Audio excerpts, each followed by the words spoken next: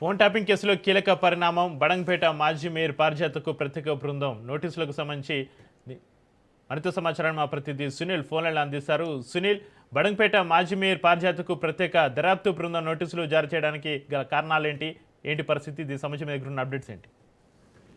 Phone tapping కేసులో SIT అధికారులు మరింత దూకుడు పెంచారు. ఇప్పటికే ఫోన్ ట్యాపింగ్ కేసులో అనేక మందికి నోటీసులు ఇచ్చి విచారించినప్పుడు సిట్ అధికారులు తాజాగా బడంగ్పేట మాజీ మేయర్ గా ఉన్నటువంటి సుగిరింత పారిజాతకు నోటీసులు సర్వ్ చేశారు. ఆమెతో పాటు ఆమె భర్త నరసింహారెడ్డి కూడా హాజరు కావాలంటూ కూడా సిట్ అధికారులు నోటీసులు సర్వ్ చేశారు. అయితే గత ప్రభుత్వం బీఆర్ఎస్ ప్రభుత్వ హయాంలో పెద్ద ఎత్తున ఫోన్ ట్యాపింగ్ చేశారంటూ కూడా ఆరోపణలు రావడంతో చాలా మంది అప్పట్లో ప్రధాన ప్రతిపక్ష నేతలందరికీ కూడా నోటీసులు సర్వ్ చేశారు.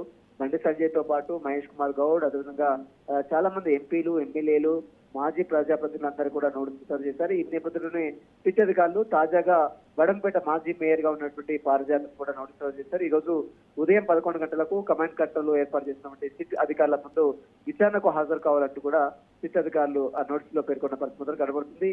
ఇప్పటికే ఈ కేసులో మాజీ ముఖ్యమంత్రి కేసీఆర్ ను సైతం విచారించినటువంటి సిట్ అధికారులు చాలా ఎవిడెన్స్ కలెక్ట్ చేశారు. ఇప్పటికే చాలా మందిని అరెస్ట్ చేశారు అధికారులను.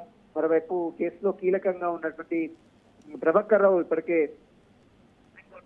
అటు పిటిషన్ దాఖలు చేశారు తన ముందస్తు బెయిల్ సంబంధించిన అంశాలపై. ఇక ఈ రోజు మరొకసారి ఈ కేసులో సిట్ అధికారులు బడంగ్పేట మాజీ మేయర్ గా ఉన్నటువంటి పారిజాతం విచారించి ఆ స్టేట్మెంట్ కూడా నమోదు చేసుకునే అవకాశం ఉంది.